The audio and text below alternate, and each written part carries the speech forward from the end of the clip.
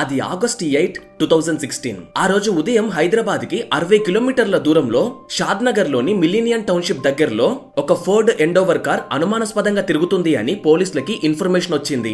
అందులో కొంతమంది క్రిమినల్స్ ఉన్నారని, వాళ్ళంతా కూడా ఒక మిలీనియన్ టౌన్షిప్ లోనే ఒక ఇంట్లో ఉంటారు అని ఇన్ఫర్మేషన్ వచ్చింది. వెంటనే తెలంగాణ కౌంటర్ ఇంటెలిజెన్స్ పోలీస్ వాళ్ళు అక్కడికి వెళ్లారు. ఆ కార్ ని ఐడెంటిఫై చేశారు, కానీ ఆ టైంలో ఆ కార్ లో ఎవరున్నారనేది మాత్రం వాళ్ళకి ఇంకా తెలీదు. కొంత దూరం ఆ కార్ ని ఫాలో అయిన తర్వాత ఆ కారు ఒక చోట ఆగింది. ఆ తర్వాత పోలీసులు ఆ కారు చుట్టుముట్టారు. దీంతో పోలీసులను చూసిన ఆ కార్ డ్రైవర్ తన దగ్గర ఉన్న తుపాకులతో పోలీసులపై అటాక్ చేశారు. వెంటనే పోలీసులు కూడా ఎదురు కాల్పులు జరిపారు అండ్ ఆ డ్రైవర్ అక్కడి నుండి పారిపోయాడు.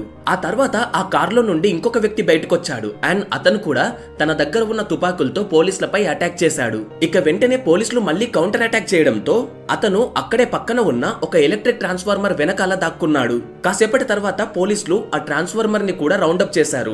అలా కాసేపు వాళ్ళిద్దరి మధ్య కాల్పులు జరిగాయి. కాసేపటి తర్వాత ఆ క్రిమినల్ అక్కడే చనిపోయాడు. అతను చనిపోయాడు అని కన్ఫర్మ్ చేసుకున్న తర్వాత పోలీసులు అతన్ని ఐడెంటిఫై చేయడానికి అతని దగ్గరికి వెళ్లారు.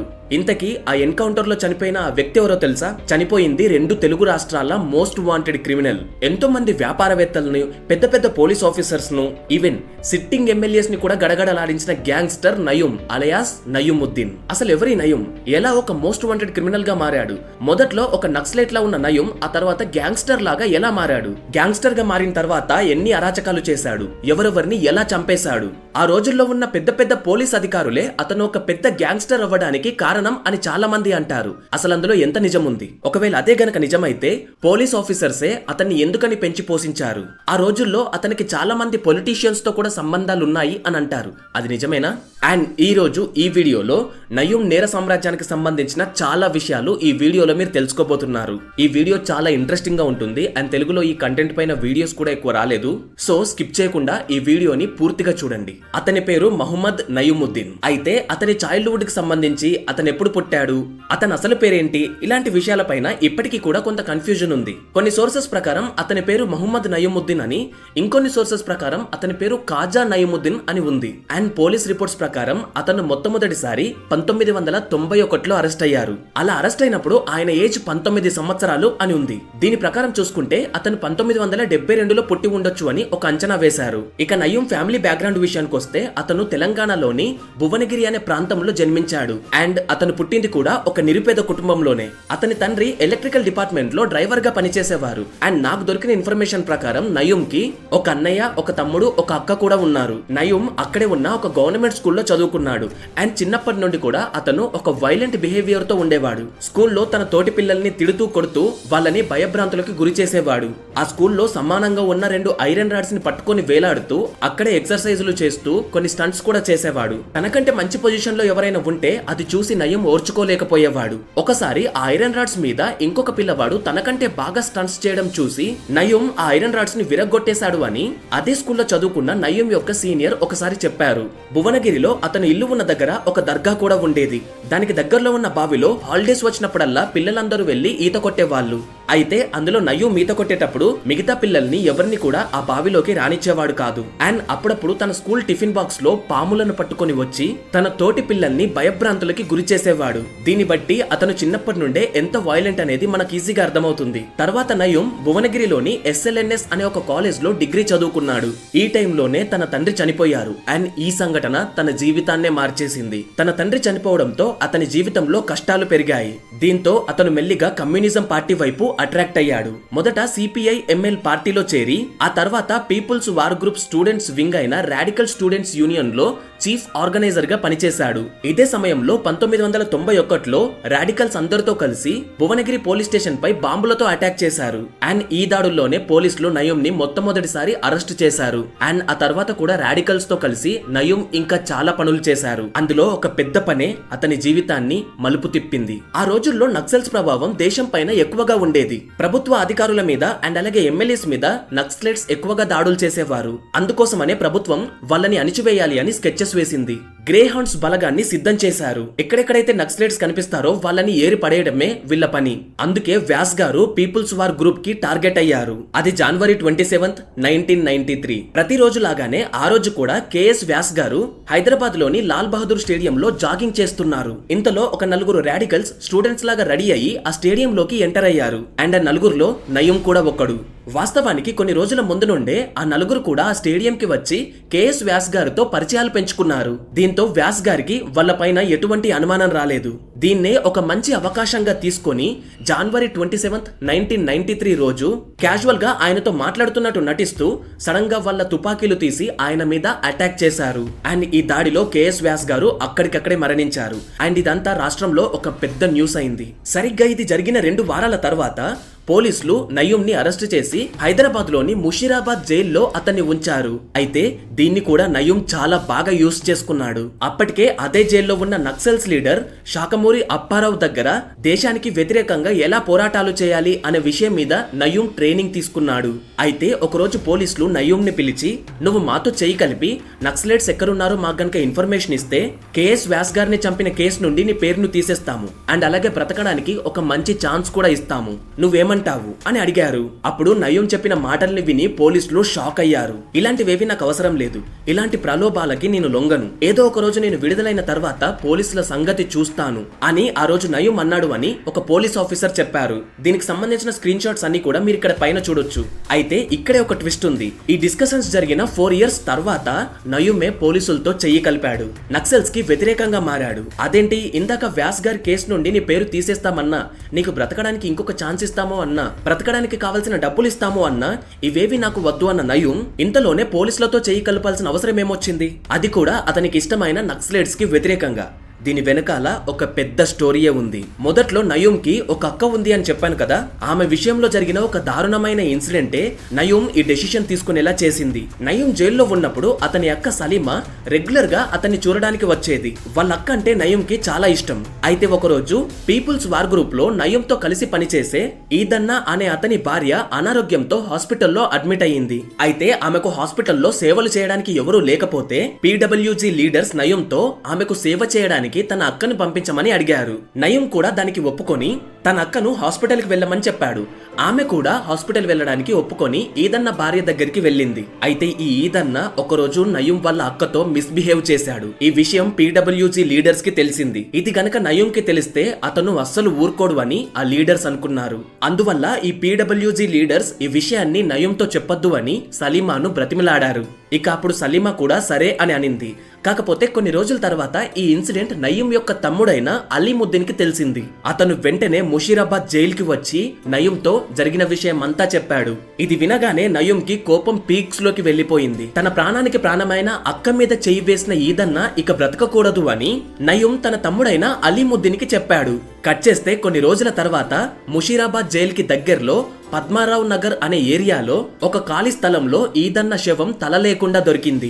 ఈ హత్య చేసింది నయూమే అని పోలీసులకి అర్థమైంది. అండ్ అలాగే తన అక్క విషయంలో అంత పెద్ద తప్పు జరిగినా సరే పీడబ్ల్యూజీ లీడర్స్ ఏమీ తెలియకుండా ఉన్నారు అని నయూం కి ఇంకా కోపం పెరిగింది. అందుకే నయూం నక్సల్స్ కి వ్యతిరేకంగా పోలీసులతో చెయ్యి కలిపాడు. ఇదే పోలీసులు ఒక మంచి అవకాశంగా భావించారు. నయూం ని యూస్ చేసుకొని ఆంధ్రప్రదేశ్ లో ఎన్నో అలజడులు లేపుతున్న నక్సల్స్ అందరినీ చంపేయొచ్చు అని అనుకున్నారు. అయితే ఇందులో భాగంగానే పోలీసులు ముందు బెల్లి లలితను టార్గెట్ చేశారు. బెల్లి లలిత గారు, ఈవిడ గురించి తెలంగాణ ప్రజలకు సపరేట్ గా చెప్పాల్సిన అవసరం లేదు. ఆ కాలం నుండే తెలంగాణ పోరాటంలో ఈవిడ హస్తం ఏంటి అని మనందరికీ తెలిసిందే. మాక్సిమం తెలంగాణ వాళ్ళు ఇప్పటికీ కూడా బెల్లి లలితని తమ గుండెల్లో పెట్టుకున్నారు. సో యాక్చువల్లీ బెల్లి లలిత గారి గురించి ఇంకొక వీడియో కూడా తీయొచ్చు. నేను అలా తీసి మీ ముందు ప్రెజెంట్ చేస్తాను. ఇప్పుడైతే ఈ వీడియోలో ఉన్న ఇన్ఫర్మేషన్ గురించి డిస్కస్ చేద్దాము. బెల్లి లలిత గారు, నాకు దొరికిన ఇన్ఫర్మేషన్ ప్రకారం ఈమె కూడా నక్సల్స్ తో కలిసి పనిచేసేవారు. మేబీ పీపుల్స్ వార్ గ్రూప్ లోనే అయ్యుండొచ్చు కూడా. అండ్ ఈమె ఒక రెవల్యూషనరీ సింగర్ కూడా. విప్లవాలకు సంబంధించిన పాటల్ని బాగా పాడేవారు. అండ్ ఈమె నక్సల్స్ తో కలిసి పనిచేయడం గురించి క్లారిటీగా తెలీదు అన్నాను కదా. పోలీసులతో చేతులు కలిపాడు అన్న విషయం బెల్లి లలిత గారికి తెలిసిపోయింది. నువ్వు నక్సల్స్ కి వ్యతిరేకంగా పనిచేస్తున్నావు అని, నక్సల్ లీడర్స్ కి ఈ విషయం చెప్తాను అని బెల్లి లలిత గారు నయూం ని బెదిరించారు. ఇలా ఈమె ఎప్పటికున్న డేంజరే అని, ఇక ఆమెను కూడా ఎలిమినేట్ చేయాలి అని నయూం భావించాడు. అతను అప్పటికి ఇంకా జైల్లోనే ఉన్నాడు. సో దీని గురించి అతని తమ్ముడైన అలీముద్దీన్ తో చెప్పాడు. ఇక కట్ చేస్తే మే 26, 1999 బెల్లి లలిత గారు ఆ రోజునే కనిపించకుండా పోయారు. కొన్ని రోజుల తర్వాత ఆమె శవం అతి దారుణమైన కండిషన్ లో దొరికింది. నయం తమ్ముడు ఆమె శరీరాన్ని 17 ముక్కలుగా కట్ చేసి సిటీలో ఒక్కొక్క ప్లేస్ లో పడేశాడు. దీనిని అతనే స్వయంగా ఒప్పుకున్నాడు. ఆ తర్వాత పీపుల్స్ వార్ గ్రూప్ లీడర్స్ ఎవరైతే ఉన్నారో వాళ్ళు అలీముద్దీన్ ని చంపేశారు. అయితే ఇదంతా ఇలా ఉంటే బెల్లి లలిత గారి ఫ్యామిలీ మెంబర్స్ వర్షన్ మాత్రం వేరేలా ఉంది. ఆమె నక్సల్స్ తో కలిసి పని చేయలేదు అని ఏనాడు అనుకోలేదు అని బెల్లి లలిత గారి తమ్ముడు ఒక ఇంటర్వ్యూలో చెప్పారు. అందుకే ఇందాక ఆమె నక్సల్స్ కి సపోర్టరా కాదనే విషయం క్లారిటీగా తెలీదు అని చెప్పాను. ఇక బెల్లి లలిత గారి చావు వెనుక ఇంకొక థీరీ కూడా ఉంది. ఆ థీరీ ఏంటో మీకు తెలుసు అనుకుంటున్నాను, కింద కామెంట్ చేయండి. ఆ థీరీ ఏంటి అనేది నేను ఇక్కడ చెప్పట్లేదు, ఎందుకంటే నాకు పర్ఫెక్ట్ సోర్సెస్ ఏం దొరకలేదు. ఇక బెల్లి లలిత గారు చనిపోయిన తర్వాత 2000వ సంవత్సరంలో నయం జైల్లో నుండి రిలీజ్ అయ్యాడు. పోలీసులు నక్సలైట్లను ఎదుర్కోవడానికి అవసరమైన ట్రైనింగ్ ఇచ్చారు. ఇక అప్పటి నుండే నయం నక్సలైట్స్ ని వేటాడడం మొదలు పెట్టాడు. 2000వ సంవత్సరంలో నయం ఇంకొక ముగ్గురుతో కలిసి AP civil liberties committee leader అయిన టి పురుషోత్తం ని చాలా దారుణంగా నరికి చంపేశారు. అయితే ఈ కేసులో పోలీసులు మళ్లీ నయం ని అరెస్ట్ చేశారు. ఇక తర్వాత మళ్లీ నయం జైలుకి వెళ్లాడు. నయం హెల్ప్ చేయడం వల్లే తాము చాలా మంది నక్సలైట్స్ ని పట్టుకోగలిగామని పోలీసులు భావించారు. అందుకోసమనే నయం ఎన్ని అరాచకాలు చేసినా సరే పోలీసులు చూసి చూడనట్టుగా ఊరుకున్నారు. అండ్ ఆ తర్వాత కాలంలో పోలీసులే ఇది నిజమని కూడా ఒప్పుకున్నారు. ఇదిలా ఉంటే నయం తనతో ఒక సొంత గ్యాంగ్ నే తయారు చేసుకున్నాడు. మొదట నక్సల్స్ గురించి పోలీసులకి ఇన్ఫర్మేషన్ ఇచ్చి వాళ్ళు దొరికిపోయేలా చేస్తాడు. తర్వాత అలా దొరికిపోయిన వాళ్ళని చంపేయడం మొదలు పెట్టాడు. కొనపురి సాంబశివుడు అనే నక్సలైట్ పోలీసుల ముందు లొంగిపోయి అప్పటి టీఆర్ఎస్ పార్టీ అండ్ ప్రస్తుతం ఉన్న బీఆర్ఎస్ పార్టీలో చేరితే అతన్ని అండ్ ఆ తర్వాత అతని తమ్ముణ్ణి నయం మనుషులు దారుణంగా చంపేశారు. ఆ తర్వాత 2003 March 26న Gujarat home minister horn పాండ్యాను ఎవరు చంపారు అనేది నయంకి తెలుసు అని పోలీసులు అనుకున్నారు. అండ్ అదే రాష్ట్రానికి చెందిన గ్యాంగ్స్టర్ షౌరబుద్దీన్ ఎన్కౌంటర్ నయం ఇచ్చిన ఇన్ఫర్మేషన్ ఆధారంగానే జరిగింది అని కొన్ని సోర్సెస్ లో ఉంది. కానీ ఇందులో నిజమెంత అనేది మాత్రం తెలీదు. ఒకవైపు ఇవన్నీ చేస్తూనే నయం ఇంకొక వైపు ఇల్లీగల్ సెటిల్మెంట్స్ చేయడం మొదలు పెట్టాడు. 2000 సంవత్సరం తర్వాత మెల్లిమెల్లిగా హైదరాబాద్ లోని మాదాపూర్, గచ్చిబౌలి, హైటెక్ సిటీ ఈ ప్రాంతాలలో డెవలప్మెంట్ కాస్త పెరుగుతూ వస్తుంది. దీనివల్ల ఆయా ప్రాంతాల్లో భూముల రేట్లు విపరీతంగా పెరిగిపోయాయి. ఇది నయం దృష్టిని ఆకర్షించింది. ఈ ప్రాంతంలో లిటిగేషన్ లో ఉన్న భూముల మీద నయం కన్ను పడింది. వాటికి సంబంధించిన గొడవలను సెటిల్మెంట్స్ చేసే క్రమంలో ఆ భూమిలో కొంత వాటాను అతను తీసుకునేవాడు. లేదా ఆ ల్యాండ్ ఓనర్స్ ని బెదిరించి గుట్టు చప్పుడు కాకుండా ఆ ల్యాండ్ ని తన పేరుపైకి రిజిస్ట్రేషన్ చేయించుకునేవాడు. రియల్ ఎస్టేట్ చేసే వ్యాపారుల్ని బెదిరించి తనకు ఇష్టం వచ్చినంత డబ్బుని వాళ్ళ దగ్గర నుండి తీసుకునేవాడు. ఎవరైనా అంత డబ్బుని నేను ఇవ్వలేను అని గనక అంటే నీ పిల్లలు ఫలానా స్కూల్లో చదువుతున్నారు, వాళ్ళని దేవుడు కూడా కాపాడలేడు అని బెదిరించేవాడు. లేదా వాళ్ళ తల్లిదండ్రుల ఇళ్లలోకి పాములు వదిలి వాళ్ళను భయభ్రాంతులకు గురి చేసేవాడు. సిటీలో చాలా చోట్ల తనకు సంబంధించిన ఇల్లులున్నాయి. ఇలా సంపాదించిన డబ్బంతా కూడా ఆ ఇళ్లలో దాచిపెట్టేవాడు. చివరికి తన అరాచకాలు ఎంతలా పెరిగాయి అంటే అధికారంలో ఉన్న ఎమ్మెల్యేస్ ని కూడా ఫోన్ చేసి బెదిరించేవాడు. తన ఇళ్లలో ఎక్కువగా మహిళల్ని, చిన్నపిల్లల్ని ఉంచి వాళ్లతో పనులు చేయించుకునేవాడు. కొంచెం యాక్టివ్ గా ఉండే ఆడపిల్లలకి తుపాకులు ఎలా వాడాలో నేర్పించి వాళ్ళని అతనికి సెక్యూరిటీగా ఉంచుకునేవాడు. అతను ఎక్కడికి వెళ్ళినా అతని చుట్టూ ఆడపిల్లల్ని అండ్ అలాగే చిన్నపిల్లల్ని కూర్చోబెట్టుకునేవాడు. నార్మల్ గా ఆడవాళ్ళు చిన్నపిల్లలు ఉంటే ఎవరు దాడి చేయరు కదా, సో వాళ్ళని ఒక షీల్డ్ లాగా యూస్ చేసుకునేవాడు. 2016లో నయం చనిపోయిన తర్వాత వెంటనే సైబరాబాద్ పోలీసులు రెవెన్యూ డిపార్ట్మెంట్ ఆధ్వర్యంలో హైదరాబాద్ లో ఉన్న నయం యొక్క ఇళ్లలో సోదాలు జరపడం స్టార్ట్ చేశారు. ఇందులో వాళ్ళకి అక్కడ భారీ ఎత్తున 100 కోట్ల విలువ చేసే ఆస్తుల యొక్క డాక్యుమెంట్స్, భారీ మొత్తంలో డబ్బు, బంగారం, ప్రమాదకరమైన ఆయుధాలు దొరికాయి. అక్కడ దొరికిన వాటిల్లో అతి ముఖ్యమైనది నయం యొక్క డైరీ. ఆ డైరీలో అతనికి మొదటి నుండి ఇప్పటి వరకు ఎవరెవరితో చేతులు కలిపాడో, ఎవరెవరితో కలిసి ఏ పనులు చేశాడో అవన్నీ కూడా ఆ డైరీలో అతను రాసుకున్నాడు. దీంతో ఈ డైరీ ఒక పెద్ద సంచలనంగా మారింది. ఇందులో చాలా మంది పెద్ద పెద్ద పోలీస్ అధికారుల నుండి అధికారంలో ఉన్న వివిధ రాజకీయ పార్టీ ఎమ్మెల్యేల పేర్లు, మినిస్టర్ల పేర్లు కూడా ఉన్నాయి. అయితే ఆ పేర్లన్నీ కూడా కరెక్ట్ గా బయటికి రాలేదు. కొన్ని పేర్లు వచ్చాయి, కాకపోతే సరైన సాక్ష్యం లేకుండా అవి చెప్పడం అనేది కరెక్ట్ కాదు. ఇది నయంకి సంబంధించిన పూర్తి డాక్యుమెంటరీ. ఇంకా చెప్పాలి అంటే చాలా విషయాలున్నాయి, కాకపోతే యూట్యూబ్ యొక్క రిస్ట్రిక్షన్స్ వల్ల ఈ వీడియోలో కొన్ని తగ్గించాల్సి వచ్చింది. అండ్ వాటి గురించి చాలా మందికి తెలుసు. నయం గురించి మీకేం తెలుసు, అతని కేసెస్ మీకేం తెలుసు అనేది తెలిసిన వాళ్ళు కింద కామెంట్ చేయండి. ఈ వీడియో కోసం కనుక మేము పెట్టిన ఎఫర్ట్స్ మీకు నచ్చినట్లయితే ఈ వీడియోని లైక్ చేసి మీ ఫ్రెండ్స్ కి షేర్ చేయండి. మేబీ ఈ వీడియో డిలీట్ అవ్వచ్చు, సో అందుకోసమనే తొందరగా మీ ఫ్రెండ్స్ కి షేర్ చేయండి. సో ఇలాంటి ఇంట్రెస్టింగ్ విషయాలు మిస్ అవ్వకుండా ఉండాలి అంటే రియాలిటీ రివీల్స్ ని ఖచ్చితంగా సబ్స్క్రైబ్ చేసుకొని పక్కనే ఉన్న బెల్ ఐకాన్ ని యాక్టివేట్ చేయండి. అండ్ అలాగే ఈ వీడియోని హైప్ చేసి మీకు నచ్చింది కింద కామెంట్ చేయండి.